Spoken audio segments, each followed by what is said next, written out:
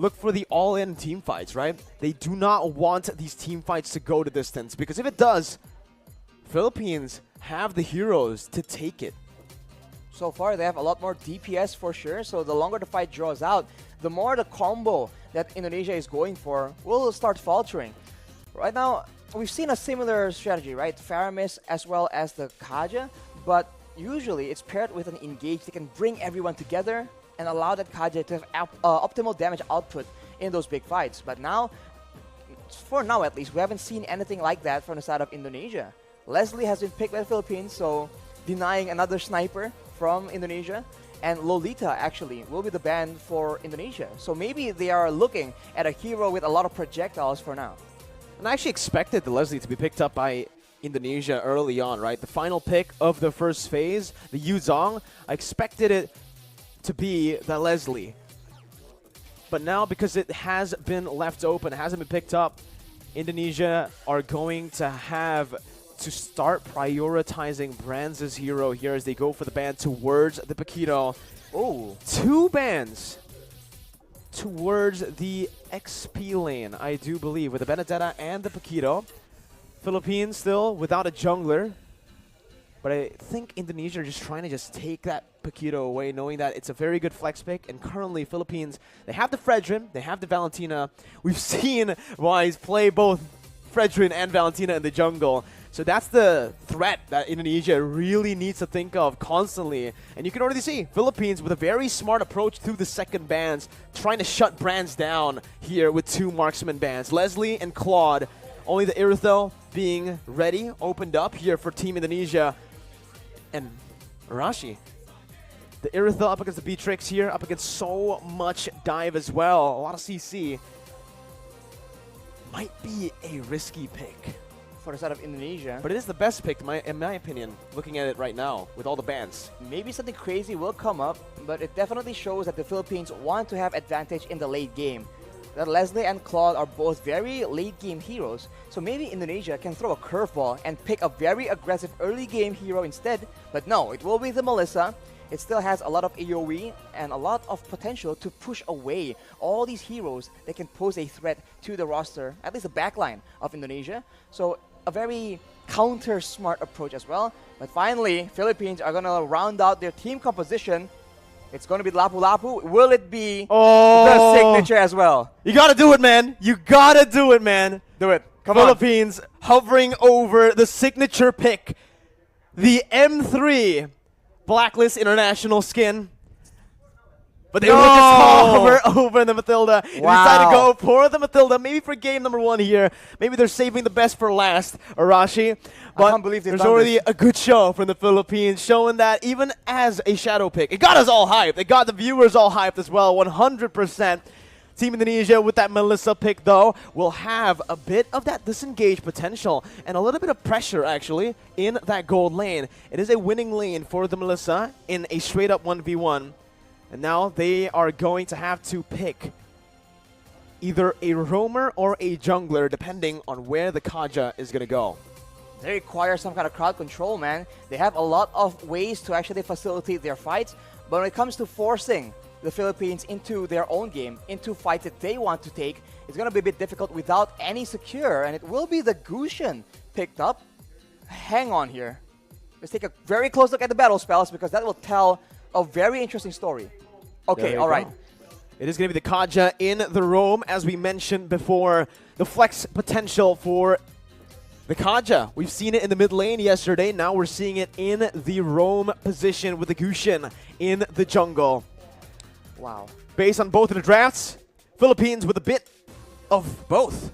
So both of the drafts has a lot of dimensions to play with, a lot of win conditions to play around, with the dive being there to pick as well, and even the kite back, front to back. I think the kite back, that is the main concern here. For the side of Indonesia, they have one big engage tool. They have the Divine Judgment from Kaja, and if that doesn't work out, or if the Philippines put Purifies on their main core heroes, this is going to be a very difficult game for Indonesia if they want to try and snowball, if they want to try and wreak havoc in the plans of the Philippines. Because we know, when it comes to those strategic, slow maneuvers, the Philippines have a bit of an edge.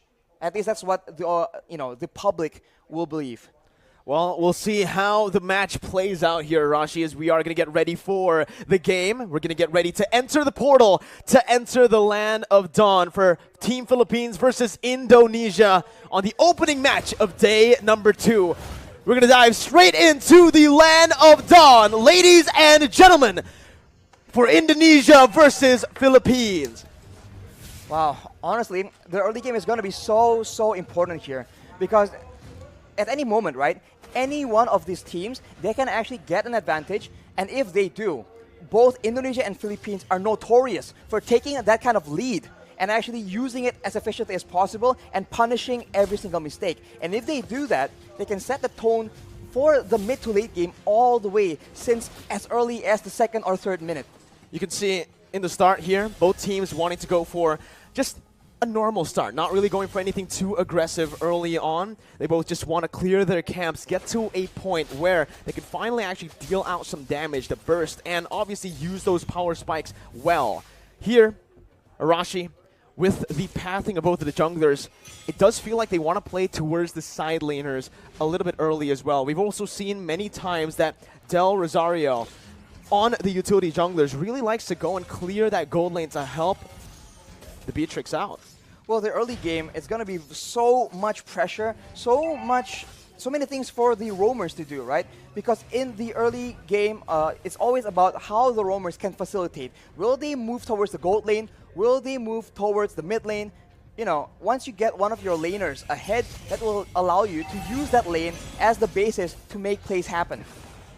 Well, here it is once again, 2 minutes in, and it's going to be Team Philippines who has a bit more pressure around a turtle with the Black Dragon form being popped in. It's still going to be Del Rosario who secures the retribution on the turtle. Divine Judgment going to be popped in towards Padapop, but it's not going to work. That is a very tanky hero, and you can see that despite all the burst damage being used by the Indonesian team, you do see that the Lapu-Lapu, man, is just so tanky. And we've seen this from Malaysia yesterday, actually. Formace able to 1v4. Maybe we'll see a similar play out for the Philippines in the bottom side. 2 minutes in, it's already a neutral objective secure for Team Philippines. And now they're going to look, again, just to play it calmly, play it efficiently. And that's exactly what they need to do. They do not need to go for anything too aggressive here when they have the lead. For the Indonesians, they need to make sure that they abuse that Cult Altar as much as possible. They do have the Black Dragon form as well, so those objective takes are going to be very much in their favor, only if they're able to actually get an advantage and actually capitalize on the fact that they have a bit more crowd control and they have a lot more utility that they can actually abuse to force the Philippines into a tough spot. But of course, if they do go too aggressively, there is a Lapu-Lapu, there is a Valentina, so a lot of counter-engage potential from the side of the Philippines. Well, here it is, another engage coming in, and that's going to be Dreams taken really low. First blood over to Philippines as they're looking for more. That's the IMU doing work, stealing away to the Divine Judgment and picking up another for Imam in the mid lane. That is what you have to be aware of, man. If you don't want to deal with the engage, you can engage on the engager, and that is exactly what the Philippines have done. They take out Dreams, and they hunt for stragglers afterwards. They have the tempo in the game right now, and if you look at the side lanes, that is where the action will start building up. Because with pressure in all the lanes from the Philippines, they're going to try and cut into the jungle and cut off members of Indonesia from their own backup. I just really like how Soriano is taking this lane, is approaching this lane, this matchup, right? Up against the Melissa, he knows exactly that he is going to lose out if he goes for these trades, if he goes for these 1v1 duels. So what he does is he swaps over to the Bennett just to clear out the waves, rotates over to help this team, and simultaneously gets even more gold because they're trying their best to actually funnel as much towards Soriano. And if Soriano gets a bit more items, he can very easily start poking down members from the side of the Indonesians because there's only one real tanky frontline member in Psychots, and if he is too low for a fight, it's going to be very difficult for the Indonesians to try and contest any kind of objective. Well, ladies and gentlemen, here, Villa Luna in the gold lane. They're looking for some plays here up in the gold lane. The gold lane for sure has been the target for a lot of players, but here we go, Nibiru's Passion. Soriano picking up a kill. And now Dreams is going to be very, very low. Gets out just barely here, but you can already see the cut coming in from Del Rosario over the top side. There's going to be flickers over under the tier 2. Dreams not using flicker just yet. Very wise to save that flicker, as he did have a bit of backup. Oof. As we called it out, man, the side lanes. There you go. Indonesia just a bit too late, a bit too behind when it comes to that pressure, and the Philippines absolutely capitalize and punish anybody who doesn't want to back away from their first turret, and they have taken the first structure, the first objective, and with that, they will have a lot more areas on the map to make plays around, and they do have a lot of very good catch. This is it, Arashi. This is the meta that we have been mentioning about. The ultimate bonding experience where they group up as 5 into the mid lane. They start to just put in a lot of mid pressure so that they can actually have more room to play in the side waves. 4 members grouping up and always just dap-a-dop in that XP lane solo. Villa Luna right now, though, has completed that Radiant Armor. That item reduces damage when it comes to multiple instances of damage. So against a Faramis, against a Kaja or the Gusion, it's going to be very good. But look at that. Pick potential over to Del Rosario when he comes in, using so much damage with Appraiser's Wrath, taking back a whole lot of HP and outplaying the situation, turning it completely around. It's looking bad for Indonesia, as that's going to be the 3rd turtle over to Philippines with no trades on the board, no turrets, no kills so far.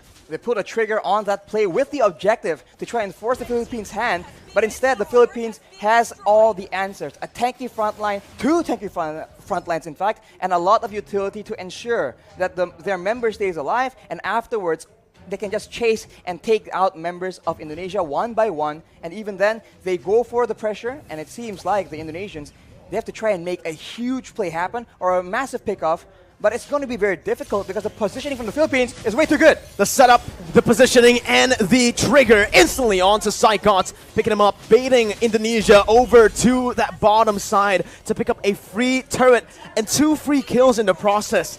It does feel like so far in this game, the Philippines are a step, maybe even 2 steps ahead of Team Indonesia, as Dream's going to get knocked up. Imam looking for that follow-up, just to zone Indonesia away from the tier 2 as they look to start sieging down on every single turret. The damage difference right now from both teams is just so difficult to deal with.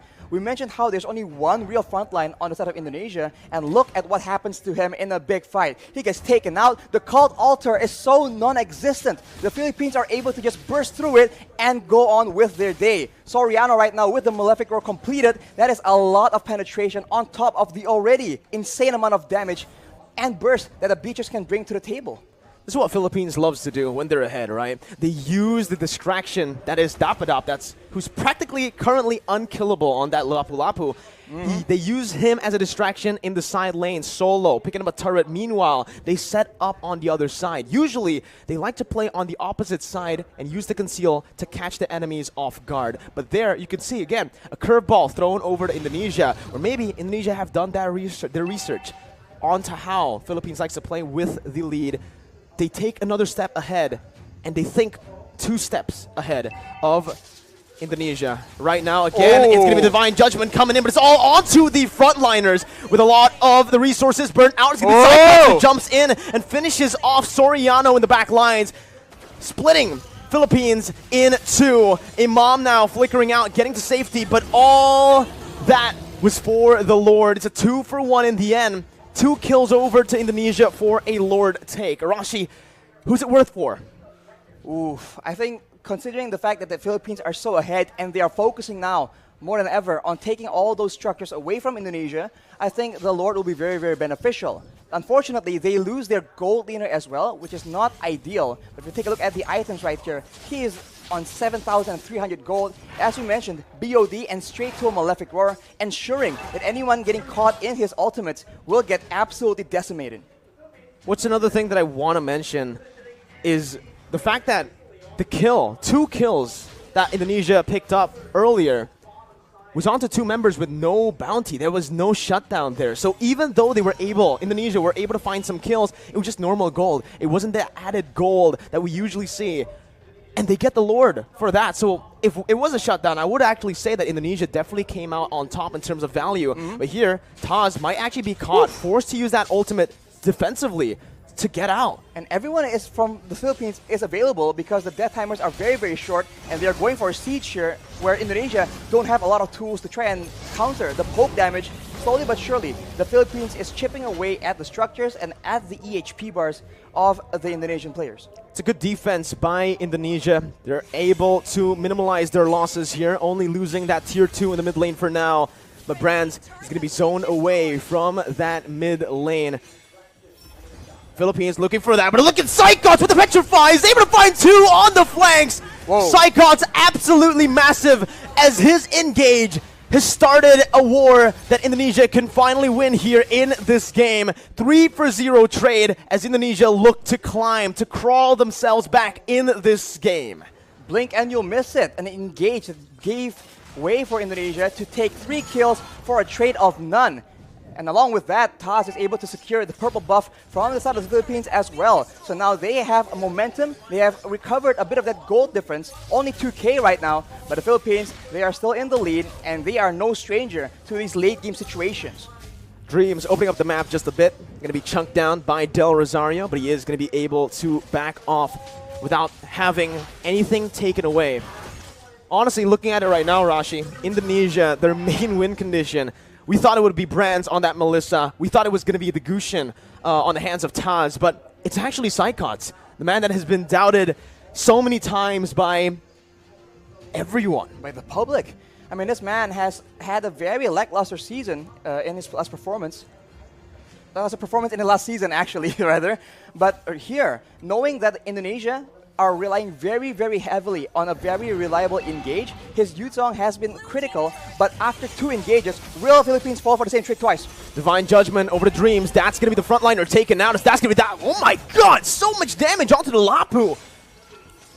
Unfortunately, won't be enough though. And now Indonesia, they're actually backing away, and it will be waiting for the Lord take. And Philippines, they are so good at the Lord dance. Going back and forth, waiting for their opponents to make a mistake, and with such a long-range basic attack on their Beatrix, they can do better. That's what they were waiting for. The Black Dragon form now baited out. Psychots with a Petrify onto Soriano, who's forced to flicker out, but Psychots jumps in. 1v4, soaking in all the damage and sustaining back up. Top it up, gonna be taken down by Brands, and that's another kill over to Indonesia, who were able to play with the death timers of Dreams really well. With him now respawning, they've taken back the lead if they actually can secure the Lord, which they should be able to. Free Lord over to Indonesia. They're not stopping just yet though. Concealed play from Indonesia. They back off. Back off for now, as the orange buff will be contested as well. So the Philippines are now on the back foot. And if we look at the composition, in a way, right, in the big team fights, there's a lot more DPS and utility available in the hands of the Indonesians. After that play, they go for the purple buff as well. And the Philippines have a huge problem on their hands. The Black Dragon form lasts for way too long. The Guiding Wind was used to try and buy some make some distance, buy some more time, but it was not enough. The Philippines must come up with a different solution, a different answer. A momentum shift in the 13th minute of the game. And now it's Philippines who have their backs against the wall with the Enhanced Lord marching in that top lane. Evo's Legends here, Team Indonesia, are going to look to try to siege them down. Psychots once again with a Black Dragon form as Del Rosario tries his best to keep Psychots at bay. The damage comes through once again for the siege to take place, but that's going to be Dapadap who jumps in with the Bravest Fighter. But it's going to be a good disengage from Indonesia, backing off knowing that they have found some value. They've taken every single tier 2 except for the bottom lane.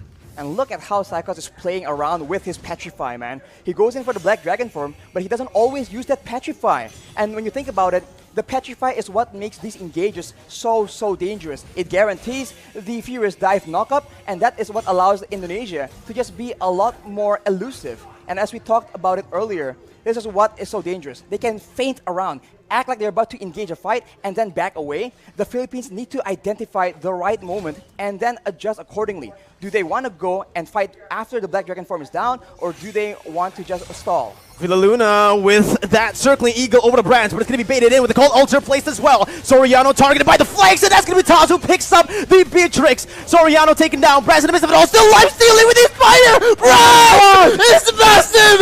He is an absolute beast as he wins the battle for Indonesia! It's a 4-0 trade! Indonesia with a comeback here with the tides turned completely. Only Villaluna left to defend with the mini wave crashing in. Villaluna going to be brought back by the Shadow Stampede. Villaluna outside of the base, and Indonesia with the Divine Judgment onto Villaluna will go for the base to pick up the first game of the series. Oh my god, what an upset!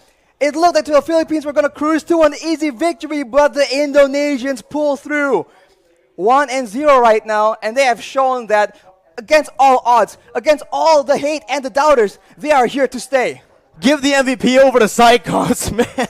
Wow. What a performance and what a statement here. We predicted Philippines, man. Wow. Oh my goodness gracious. The caster curse strikes again. The caster curse strikes you again. You can never make a right prediction. It just does not work like that. Indonesia having a lead, but of course, calm down a bit because the Philippines are no stranger to this position.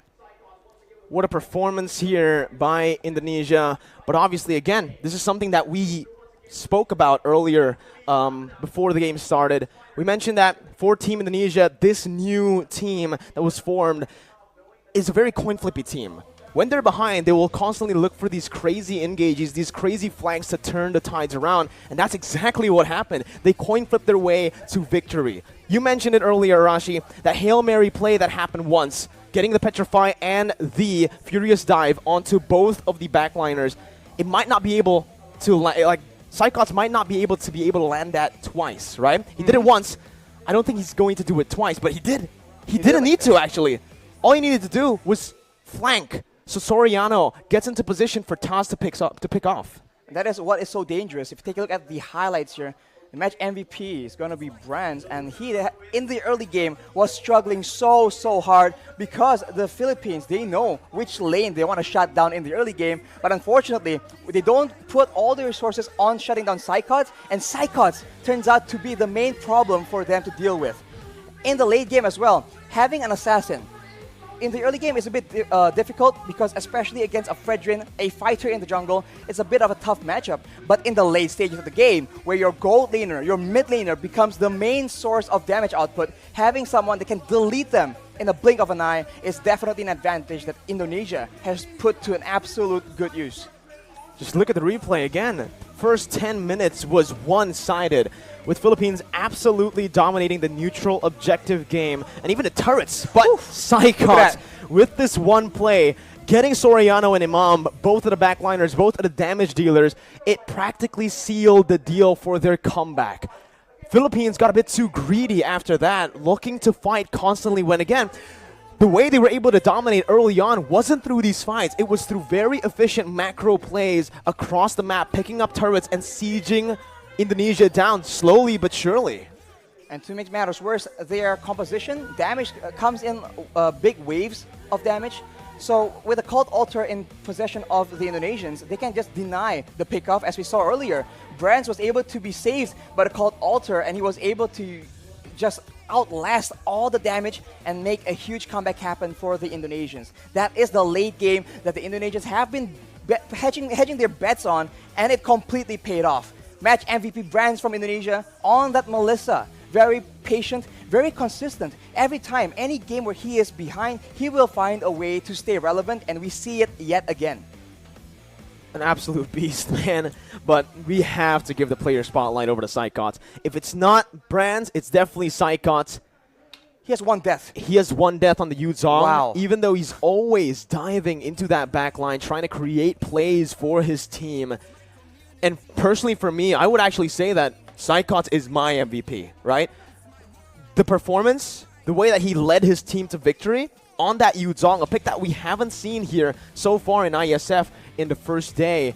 coming into the second with their unique draft, a lot of people doubted them as well, but they definitely showed the world that you can't take them lightly, this new revamped EVOS team for Indonesia.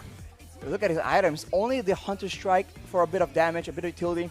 And then afterwards, it's all defensive because that is his main role. We were concerned because of it, but in a way, they made it work. Only one front line, it doesn't matter because the back line from the Philippines is not safe either. Look at Taz with the full inventory slot. One more item to go, actually.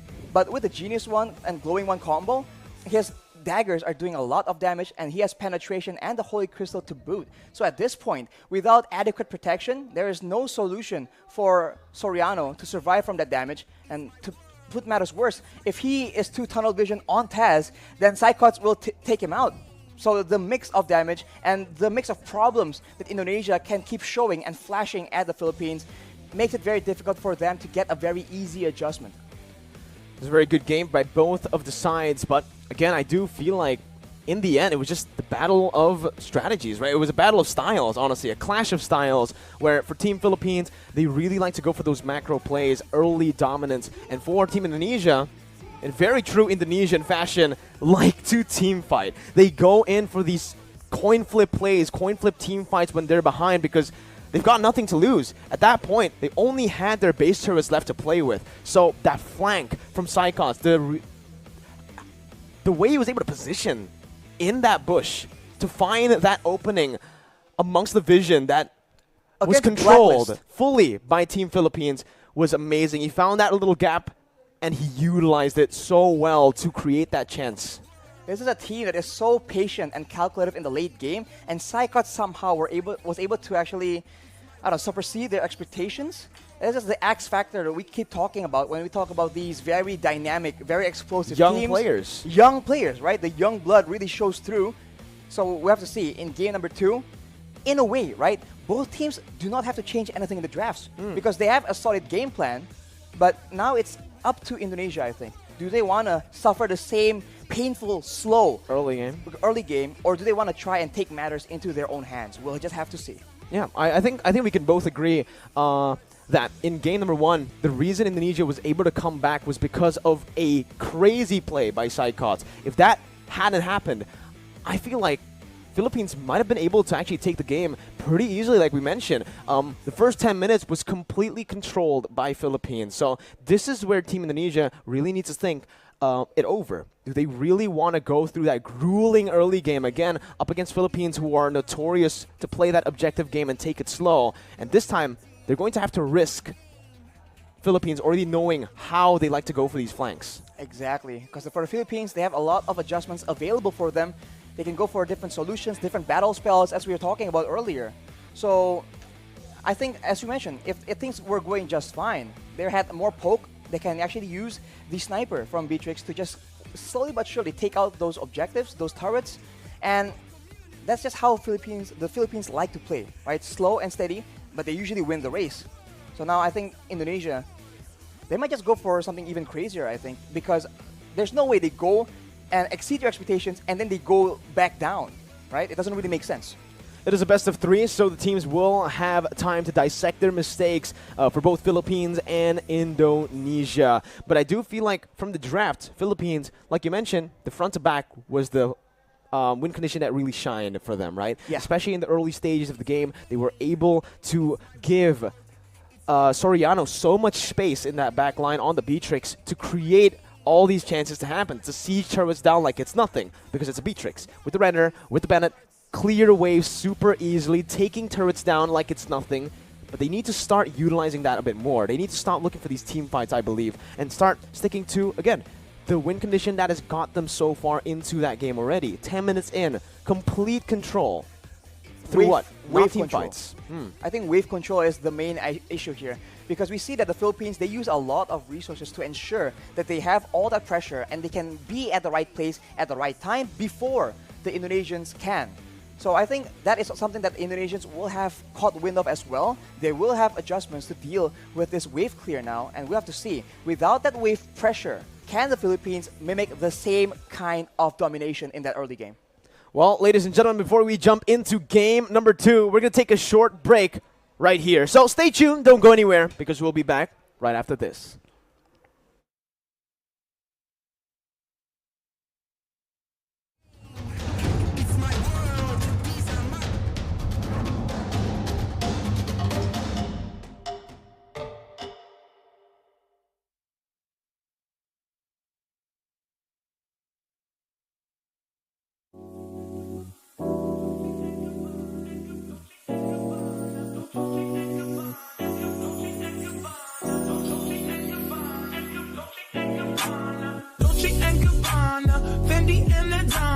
Karen, they be sharing all their money, got me wearing fly. Girl, but I ain't asking. They say they love my ass and 7 G's to religion. I say no, but they keep giving, so I keep on taking. And no, I ain't taking. We can keep on taking. I keep on demonstrating my love, my love, my love, my love. You love my lady lumps, my hump, my hump, my hump, my humps. They got you. They got you. They got you. They got you. Got you. They got you.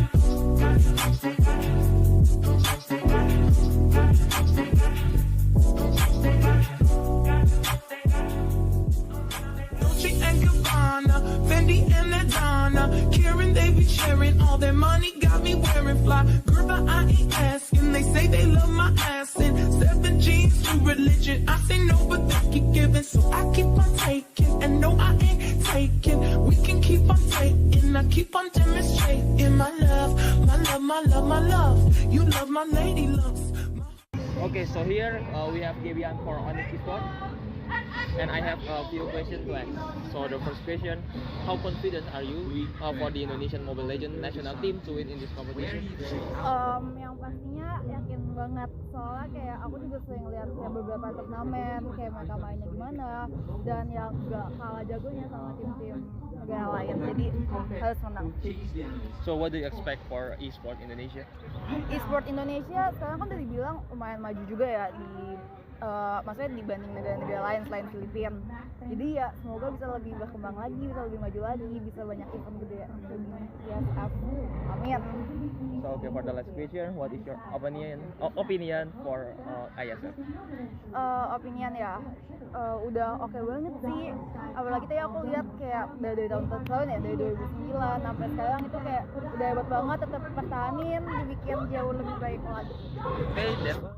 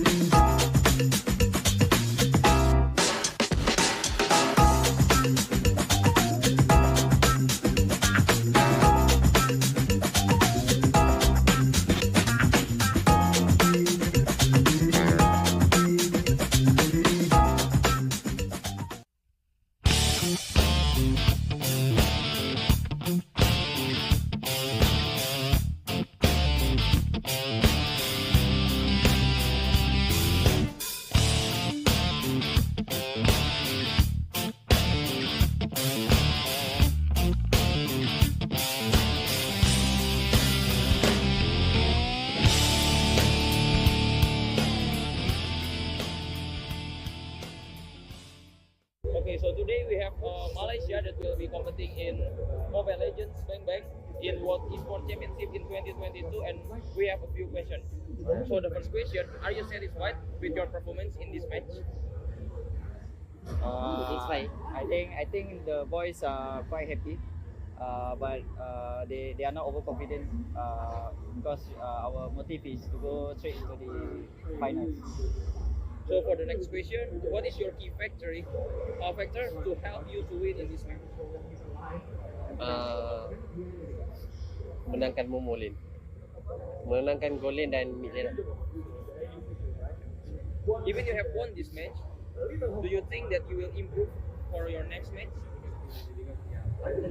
Cakap orang. Dah menang match ni, perlu improve tak untuk next match? Kita nak akan buat lagi the best lah daripada sebelum ni.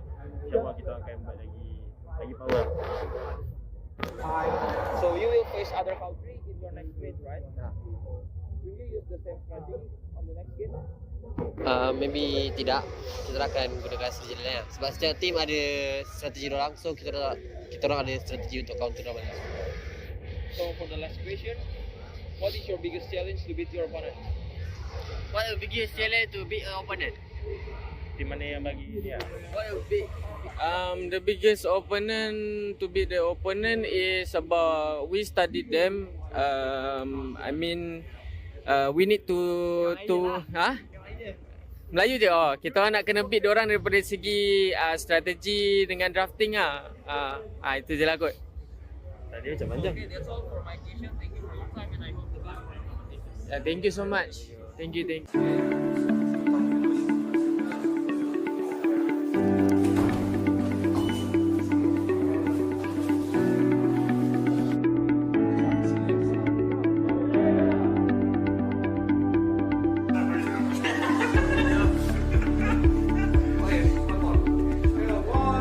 So today we have Lotus from Chile, and they will be competing in the World Esports Championship 2022. So Lotus, how was your trip from Chile to Bali, and what is your impression of the place? Was a very long trip. We came from Chile. We have 3 connection flights: Chile, Houston, Tokyo, Indonesia, and then Jakarta, Bali. So it was a very long trip, 2 days in a row, but it was a lot of fun. We had a lot of fun too. Totally worth it. Bali is a very beautiful place, so we are so happy to be here. We are delightful right away. So first, how was your trip from your country to Bali? What is your impression about the place? So about my trip, it was a little bit tiring, of course, from Saudi Arabia to Bali. Very long journey, but in the end, it worked out and everything was fine. And my impressions was very great. The place here is wonderful, amazing, beautiful place. And yeah. So about the competition, how do you guys prepare for this championship? Well, we are a stack from Mexico, of course. Everyone has their own team, but we kind of practice with scrims a little bit 2 weeks ago. Okay. So for this tournament, which team or participant do you think will be your biggest rival? So I think our biggest rival will be from our same region, Philippines. We're in the same group. I think they're pretty strong, and I'm hoping we can have a good match. So you've traveled so far from Maldives to Bali, Indonesia. What is your target in this competition? Actually, we look forward to be in the top 1 or 2. Okay. As we know, this is the biggest esports tournament in the world. Do you have any pressure on your shoulder, and how do you deal with them? Actually, obviously it's a tournament, right? There'll be a lot of pressures, but then I think we'll be good in handling it. Okay. So you already been through several stages of IESF qualification. What is the key of success for you in order to qualify for this tournament? Well, the key is practice a lot, have fun again. Focus on the game, study the game. The game is your life in a competition.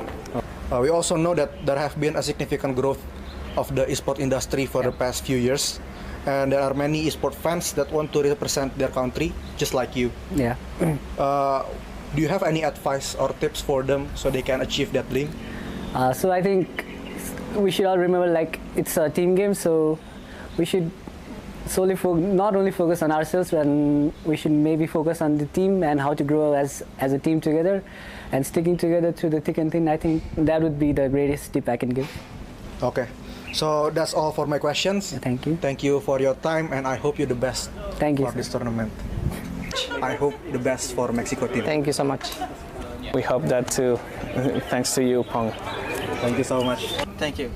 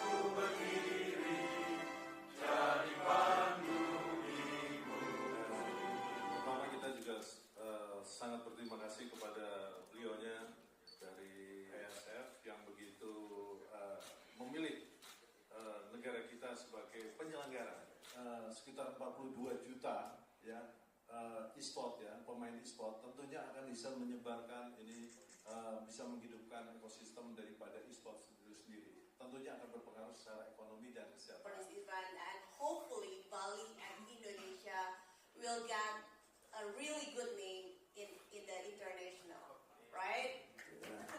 Is going to influence a positive creativity in humanity and a new way to socialize, a new way to be together, a new way to be friends.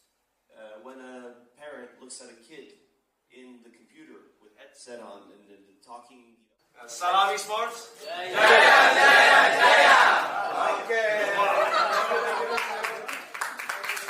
Thank you so much.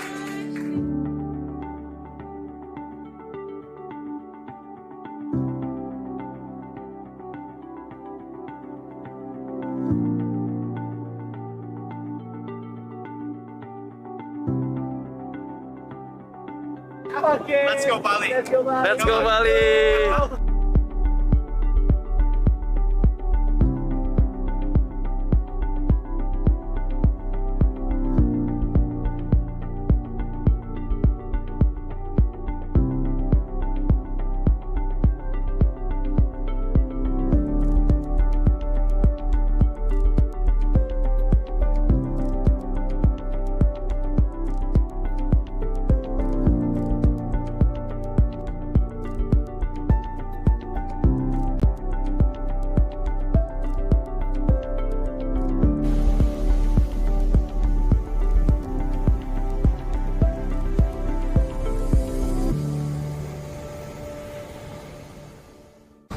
So, welcome to the IESF 15 World Esports Championships Bali 2022 with me Sigit as your field host. So, this is the second day of the IESF 15 World Esports Championship Bali 2022 and we still have a lot of interesting match and games in the game category of eFootball, Tekken 7, CSGO, Dota 2 and also Mobile Legends Bang Bang. You can see full match schedule on our Instagram at the IESF_official and also garudaku.se.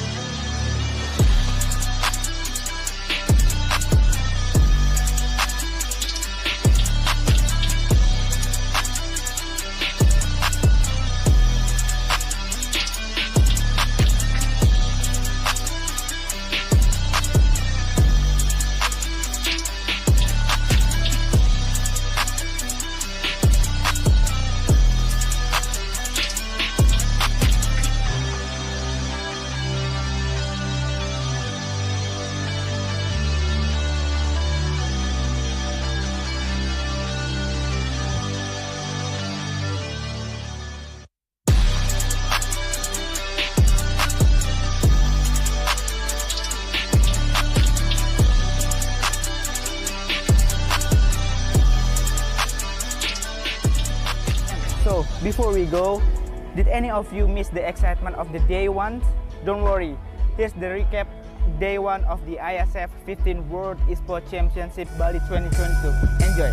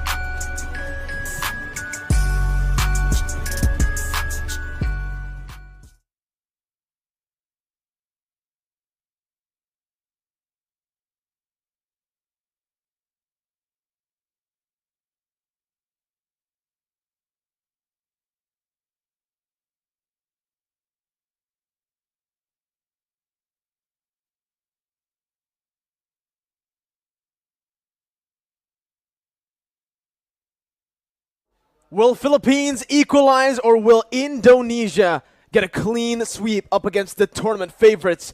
Welcome back to the caster desk with me, Mirko, and Arashi. It's Mirashi? Mirashi. Back with you, ladies and gentlemen.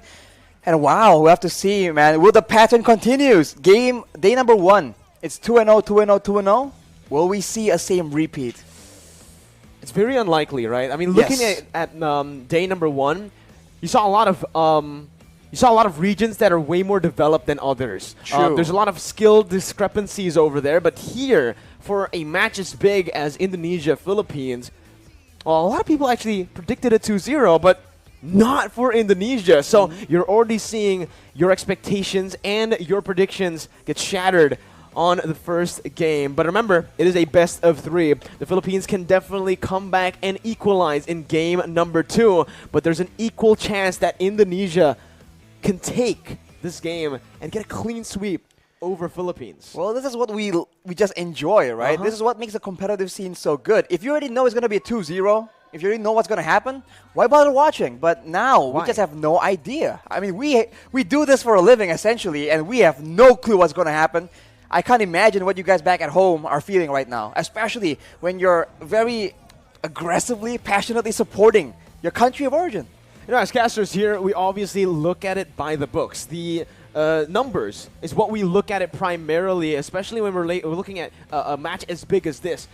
We predicted Philippines to win in game number 1 based on their draft and also based on their experience. This is a very well-experienced team, a team that we've seen compete in a lot of international events, winning the SEA Games, winning the M3 World Championships with this lineup. But without further ado, we're going to jump into the drafts for game number 2. Philippines now on the red side, so there is a swap. There is a swap, but it seems like the bands are not too far different from each other, actually. If we can see here the Fanny, the Diggy, and the Benedetta as well as the Atlas. So it's, you know, I think Philippines are still trying to curb that aggression coming in from the side of Indonesia. And Indonesia, on the other hand, wants to eliminate all these very annoying, very difficult problems, like the crowd control, like the Benedetta. They can be so elusive, especially in the hands of mechanical heroes, right? That is the main concern here, that the mechanical prowess that some of these players can bring to the table on the right heroes. We'll see if they go for their comfort picks again that we saw earlier on, you know. We did see Soriano pick that Beatrix. It's a signature pick. He's known as the Filipino sniper ever since he picked up that Beatrix at M3 when he displayed the crazy accuracy on the Renner, right? He also went on to get the finals MVP at M3. So whenever you see a Beatrix, especially on this Filipino side, you just expect them to find a lot of success with it. And they did early on. They utilized the Beatrix really well by clearing out the waves faster than the Melissa, not taking those trades, and again, going for that efficient macro gameplay by rotating together as a team. The Ube scrap that we've seen so many times before worked up against Team Indonesia. We watched the replay, and we saw what happened, what led up to that flank from Psychots that turned the game around. It was when Soriano stole the orange buff, and when he walked down to the mid lane, he did not check the bush. And this is something that I mentioned is very uncharacteristic for Soriano. Usually on the Renner, he shoots at every bush, Just he doesn't leave any bush behind. He tries to open it up, and sometimes even after shooting it, he walks in just to check. And that's the little mistake. That's the little moment that actually ended up being the core, the reason, the sole reason, I believe, as to how Indonesia were able to come back. It's definitely the turning point, right? It only takes one moment for you to lose a game where you've been dominating for about 10 minutes. So this is why the Mobile Legends is so exciting. The game's pace is insane, and once you lose your tempo, once you lose your advantage, it's a completely different game, and you need to adjust and do things differently from what you've been actually performing for the last 10 minutes. So now we'll have to see. I mean, the Beatrix, man, it's, at this point, you see a Beatrix, it's synonymous with the Filipino sniper almost. It just comes to mind. So this is definitely something that the Philippines will try and use again. And we already mentioned earlier that having such a diverse choice of weapons allows the Beatrix to do different things. Burst people down, clear waves, right? Poke people from far away, take down turrets from far away as well. So just like that, it has been picked up. And if you look at Indonesia though, that Farsa ban, I think they're trying to curb the range from the Philippines, because that is something that the Philippines absolutely use to their advantage. The kite back and that range advantage to poke down, slowly but surely, the members from Indonesia. To add on to that, we already know that the Farsa is just a signature pick for Imam in that mid lane, but Indonesia will go for the same pick. You pick up the Beatrix, we'll take the hero that countered that Beatrix, that was able to give the Beatrix so much problems in game number 1. With the Yuzong now picked up, they are going to go for the Yve as well. And with this Yve, it does show that they are really trying to stop this Beatrix from being a problem. Soriano on his comfort pick once again, but he's already getting countered by 2 heroes, technically, right now. With the right item builds, 2 or 3 bolts from the real-world manipulation will be enough to zone away to get the Beatrix low enough that he'll be out of the fight. And to make things worse for him right now, the slows, right? The slows here will allow Psychos to catch up with anyone from the side of the Philippines that much more decisively. So the utility game is definitely on point on this Yve pick. Agreed. And if you think about it, I think it's gonna be very difficult for the Philippines to try and dive in towards the side of Indonesia as well. So the kiting game that the Philippines have been abusing so often has been slightly countered by this utility from Indonesia. It's a very smart option. The Mathilda, though, they're still going and opting for the same pick as game number 1. But like we mentioned, Philippines don't really need to change their drafts. What they need to change, in our opinion, after the game, after we spoke about it a bit, is how they took that game, how they executed their game plan. Because it came down to that 10-minute moment, that moment where Soriano did not check the bush. That moment gave Indonesia a chance to turn the tides, and this time Philippines need to be a bit more disciplined. They need to stick with what works. Don't change the course of action by going for these team fights that are technically, or literally unnecessary with this team composition. They can disengage really well, they can siege very well, but you can see right now with the Melissa ban, Philippines are already changing just a few things. Are they going to go for the front 2 backs? Because I was about to say, in the previous game, they made sure Brands was having a difficult time. They made sure that Soriano was the one having a great lane. But due to that action, Psychos was able to actually be relatively impactful in the game, despite a very rough early game as well. So maybe, I was thinking that they might just change their area of focus. But now with the ban towards Brands here, it seems like they are planning on doing the same thing, just better, just cleaner. Well, in game number 1, they banned out the Leslie and the Claude. So that means with the Melissa ban, one of those heroes will be left to open.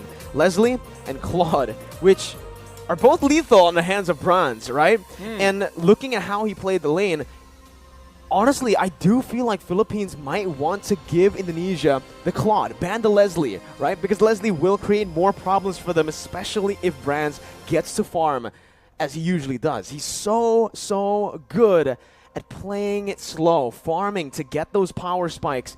And now we're going to have to see what they go for in the bans right now. And Rashi, what do you think it's going to be? Ooh, Valentina has been banned away from Indonesia, by Indonesia actually. So Philippines, they won't have that kind of flexibility available to them. So it's interesting to see what exactly will be the solution, especially for that Yve. Not a lot of heroes can match that mid-range coming in, that long-range artillery and utility. So they might just go the opposite direction and go for something aggressive, something that can just be a big problem, a big kill pressure, kill threat for that Yve. On the side of the Philippines, though, they go for that Claude ban instead. So Leslie is the option that they would rather face, Mirko. All right. That's something that I personally don't agree with, right? I expected them to ban the Leslie because in the later stages, this Leslie is going to create more problems for them. Remembering that Philippines already have a taunt, already have some CC, and they already have very good disengage. With the Mathilda, the Claude won't really be able to catch up in a lot of these positions, right? But I feel like Philippines are looking at it in another way. They're looking at that Eve, they're looking at that Divine Judgment from the Kaja and the Furious Dive, obviously with the Petrify from the Yuzong. All these three heroes can lock people down for the Claw to deal so much damage, and this team fight hero is going to fit really well in Indonesia's composition. So Philippines, they're already changing a few things here now, hovering over the Faramis to go to the mid lane into the hands of Imam. And this will definitely help them, because the Faramis was also one of the reasons as to why they weren't able to melt the Indonesian members down. Not just melt the Indonesian members down, it's also the reason why they lost that fight, where they were able to keep, Indonesia was able to keep Brands alive using that Cult Altar, and of course, off the back of a very great play from Brands himself. But with the Faramis in the picture, the Philippines have a lot more utility when it comes to actual survivability. They have a lot of saves, a lot of shielding, and now with the Cult Altar, that extra bit, that second chance at in the middle of a big fight. But for Indonesia, having more control on where the Philippines can maneuver around, that might be a better solution. They have banned away the Lapu-Lapu as well, so the dive potential from Philippines is very, very minimal, and we have to see what exactly will be the choice here, because for the Philippines, it seems to be the same thing. Front to back all the way, abuse range, save our core members, and just like that, the answer from Indonesia, Leslie, and now it's the Akai. Well, now considering that they have these two very vulnerable backline heroes, they need something like the Akai to provide a bit more peel, cover for the team, but Philippines respond with Grok in the jungle for Del Rosario. What? We mentioned that he likes to go for some crazy picks sometimes, like the Valentina, the Guinevere as well in the jungle. Well, he's trying to pull off the Grok in the jungle now here in IESF. Last time we saw it, it was high. It was high, and this is a very, very interesting situation here, because earlier in the game number 1, we saw that for Indonesia, they had an assassin, right? And that assassin was critical, because in the late fights, you saw that Soriano was just unable to get anywhere safe. He was chased away by the Black Dragon form, and he was deleted by Taz on the Gusion. Now, with an Akai instead of a Gusion, can Indonesia get the same kind of pressure onto Soriano?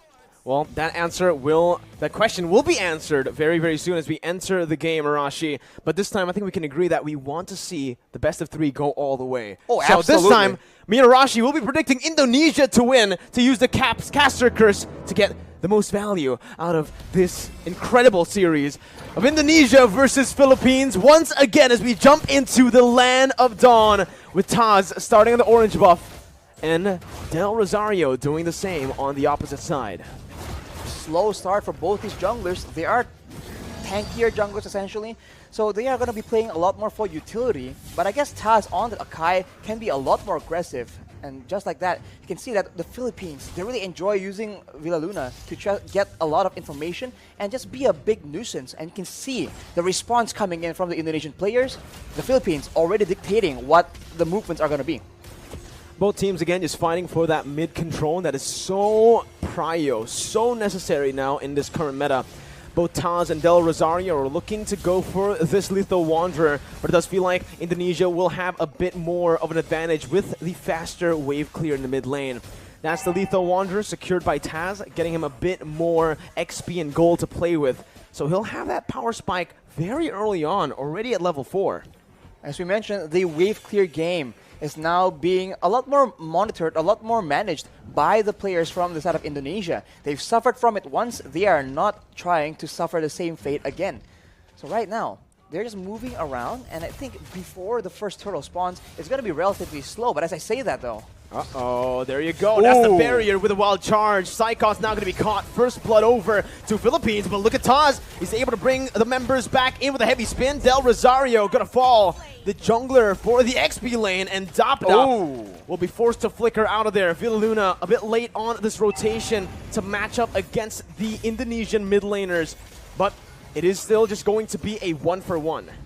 So 1-for-1. So both teams now holding their own, but this is where things get a bit hairy. The first turtle, where everyone has their ultimates, we have to see who can actually weave in the better team fight. No ultimate for Del Rosario just now. Taz gonna go for it. Will be able to secure the turtle with a brilliant retribution. Dreams gets knocked up, but Philippines decide to back off. Now Dreams flickering forward, gets the Divine Judgment onto Imam, who's able to flicker away. Psychots has the Black Dragon form, looking for it, just decides to zone the Filipino members here and backs off. And back away, and we can take a look at how the changes have impacted this Faramis, right? The Cult Altar was used in that fight, and with one single spell, the rest of the team from Indonesia is able to melt down that HP bar. So it really isn't an all-win teamfight solution, but it is very situationally used to help save members from big burst damage. Now it's a complete change from game number 1. Imam, though, going to be immobilized. That's the damage coming through. Whew. Sniped down by Brands, but the kill will go over to Hijume. Brands sacrificing a bit of gold there in the bottom side, but will still be able to catch up down below to pick up that cannon minion. With stronger laners on the hands of the Indonesian players, they are now able to actually match the aggression, the fights, the skirmishes from the members of the Philippines. And now you can see that the Kaja pick is just having a lot more impact. This is what they wanted to do in game number 1, but the macro play coming in from the Philippines was able to deny that. That won't be the case for this game, though, and now this becomes a contest of proactivity. Who can have the higher work rate, the more versatile maneuvers, and just the more proactive plays.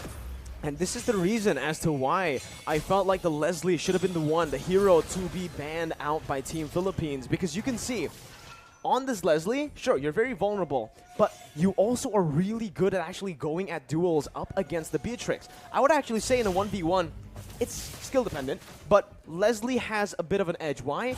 Because he doesn't need to target any of his skills. It's not a skill shot. Meanwhile, for the Beatrix, you need to go for those render shots to actually be able to compete in that range battle. They have to be careful, though, because Soriano has the Blade of Despair completed, and it will be a big factor in the next fight. The Turtle is being pressured for both teams, but it seems like the Indonesians will have a bit of a lead in the control game. Divine Judgment and the Petrify. Imam going to be able to pop the Cult Altar. Taz against 3 members, still able to secure the turtle. Right now, Psychot jumps in with the Black Dragon form, zoning the backline away. Dapadap going to be pinned down onto the wall with the heavy spin, and that's Hijume who picks up the killing spree. Everything going well for Indonesia, and everything going wrong for Philippines in the early game of Game 2. They lose a member to the pickoff, they lose a turtle to the steal, so Indonesia is completely taking over and looking completely different. Is this a momentum thing? We'll just have to see. Hijume with the Ice Queen's wand right now will ensure that the Filipino members need to be a bit more careful, even more careful in how they want to position. They've been getting caught out without that slow as well. Brands has just been farming up a storm. I really want to take a look at these items, right? It's a good steal by Soriano, but he got full turret gold, clearing waves constantly. He should have more gold than Soriano here with the assist that he got as well. But here in the mid lane, in the bottom side river, Del Rosario going to be chained up again, and that's the pin down by the heavy spin. Del Rosario going to fall for the second time in this game. Dreams with another Divine Judgment over to Imam, as that's the Nibiru's Passion dealing no damage over to Taz, who jumps in again. Soriano zoned away, but the damage coming from Brands, shooting him down. Dapadap finally rotating towards that bottom side, but it's a bit too late once again. Team Philippines falling more and more behind as we go and progress into the game. The Philippines are having very much trouble trying to manage distance because they're being slowed an insane amount. At any moment, it starts with the slow, and then it gets followed up with the Divine Judgment, with the heavy spin. So Indonesia's pick-off game is going exactly how they want it to, and right now, they also have the advantage when it comes to range, and also when it comes to that late game. They have that artillery with the real-world manipulation, and they also have the Leslie that can do a lot of true damage, up to 2k in a single hit, and in the late game, Soriano will have a lot of issues trying to get any impact done in the middle of a big team fight. There's so much CC from Team Indonesia. There's a lot of survivability from Philippines, but they need to be able to utilize that crazy engage from the Wild Charge, and right now, it just doesn't feel like they are going to be able to. Taz there going for the turtle. That's going to be the real world inflation that was popped into for Soriano to flicker out. They baited out the Cult Altar, and they baited out Villa Luna into the other side of the wall. Mid lane turret going to be sieged down. Brands looking just to poke the Filipino members, but it's a good disengage by both teams. It's still a small victory for Indonesia with that turtle take. look at how much movement, how much of a reaction you can see from the Filipino players whenever Psychots is on the map, whenever he makes an appearance. He wasn't even popping the Black Dragon Form initially, and everybody was walking backwards in fear of that engage coming through. And when you are so focused like that, you are not looking at Taz with a heavy spin. You are not looking at Dreams waiting for that Divine Judgment. What I want to look at is definitely the items here for Brands, because I wonder how much gold he's actually gone this game. So far, he has been left untouched to free farm. And he's dealing so much damage. That's going to be the flicker over to Divine Judgment as well to find Del Rosario. The true damage does its work. Brands picks up the kill. Dapadap trying to look for a re-engage now, but only taunting Taz.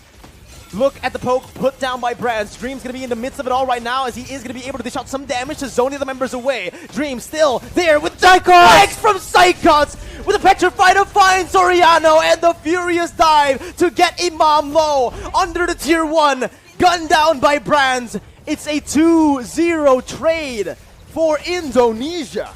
Unreal execution coming in from Indonesia right now. We thought that Psychots was the main distraction. He was the one coming in from behind. You barely notice it until it's way, way too late. Let's take a look at that replay right now. The fight was breaking up. There's a lot of action back and forth, and Psychots out of nowhere. The tower doesn't even matter because it's way too low. Indonesia able to actually push Philippines into a very uncomfortable position, and now with all the advantages when it comes to crowd control, when it comes to damage, they are looking at a cruising victory in game number 2.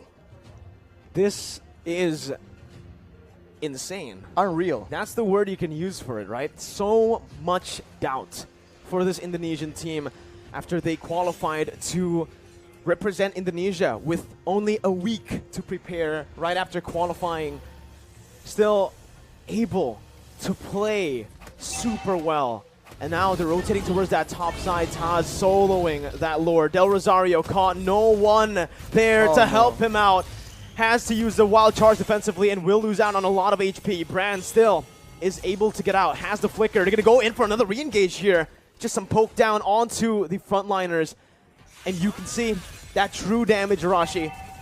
I really wonder what the items are looking like right now, because the damage is pretty unreal already in 9 minutes for a Leslie. It comes with a true damage, and when you're concerned about the true damage, you can actually feel the burn coming in as well. Look at the items, as you mentioned.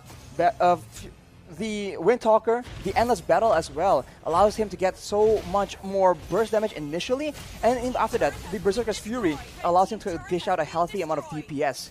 On the other hand, you can see the Yves, right? Hijumi with the glowing wand. All these tanky members are taking percentage HP damage whenever he's dishing out these spells, and they are absolutely spammable. And the siege game is dangerous. Luna going to be caught in that real world manipulation. Imam as well zoned away.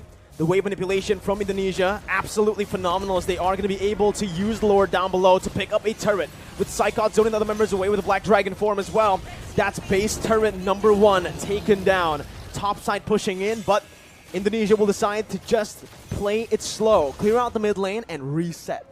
They have an absolute advantage when it comes down to those siege situations. Having the Yave, having the Leslie means that you do not have to go and force those fights, because there's no other way for the Philippines to dish back that kind of damage. Soriano is the only solution they have, and at this point, when the only option you have, when you only have a single option, it becomes very easy for your opponents to try and adjust to that. But the Philippines, it seems like they are not willing to completely concede control just yet. They need to be very careful though, because the flank game, that flank game is just so on point from Indonesia right now. This is what we saw in game 1, only just the opposite happening here in game 2. Indonesia having control the whole 10 minutes early on. Philippines with a very similar flanking position here to look for something, but it's going to be a concealed play from Indonesia. And oh my god, Dream finds the Divine Judgment onto the best possible target. Soriano's out. Dapadap has to flicker out, but Psychos chases him down with a passive. Dapadap still surviving here. Only one member taken down, but that might just be the member that Indonesia needs to pick up some more base turrets. That high ground control is no longer available for Soriano. Dapadap trying to go in for some damage right there, but it's actually going to be petrified from Imam. He's going to be taken down. The wild charge in desperation. Villaluna in the back has to back off. It's an absolutely insane game and an insane performance from Indonesia as they knock Philippines down to the lower brackets. How? What? Oh my! We have no words left right now. How was that possible? That is insane from Indonesia. The awareness to know where are the members from the Philippines, who to target, in the middle of everything against a team as patient, as disciplined as the Philippines. Dream was able to find Soriano, and even afterwards, Psychots just denying that cult altar by going with that Petrify Furious Dive combo. Everything is just going so smoothly for them. It doesn't make sense. How is this possible? Well, sometimes you ask these questions and even I don't know The how caster to curse answer them. has broken, by the way. They broke the caster curse, but what a performance by an Indonesian team that was doubted. That Absolutely was hated. doubted. That was not trusted. Nobody, or just a few people trusted this roster, and they definitely sent a statement to everybody, especially the haters, that they're here for the trophy. They're not here just to participate. They're here to conquer. And so far, up against the tournament favorites in the Philippines. We're going to take a look at the replay first, though, as to what happened, Arashi, in the highlights. I am still honestly quite speechless myself. I think that the Philippines, they had a different game plan from game number 1, but for the most part, it's all pretty similar. So Indonesia made adjustments, and I really dare say that for the Philippines, look at their composition. It really isn't that much different. They only have a Grok as a different pick and a Fedrian, of course in different roles. But the utility game from Indonesia, the range they can abuse is just insane, man. The Yves pick, call me biased because I'm a Yves player, but I think it's an absolutely strong hero at this point in time. The utility is just so good, and right now with the increase in the slow amount, even without the Ice Queen's wand, you see that the Filipino members are constantly getting caught out. And with the Kaja, with the Akai, there's just so many tools available. And we talk about this a lot. You cannot be one-dimensional when you're going up against these top-tier teams. They will adjust to your single tool of the trade and maneuver around it. And Soriano felt all of that completely, man. Everyone is out for him, and he is constantly getting pressured, getting picked off again and again. My goodness, this final fight by Dreams. His name is Dreams, but this game, he is the Filipino nightmare. That's what pretty good. A performance with the Divine Judgment with 2 games on the Kaja. First game, even we questioned that Kaja roam. Wasn't really able to do much early on, but this game he certainly showed why it's such a good pick as a roamer in the early stage with a team that gets to pressure early on, right? Except for the Leslie, every single lane has a bit more pressure, has a bit more kill pressure, and just overall a lead. Even in the jungle, Akai clears faster than the Grok, securing a lead early on with level 4. And Taz, can we just give Taz a bit more appreciation? He did not lose a single retry battle up against a world champion.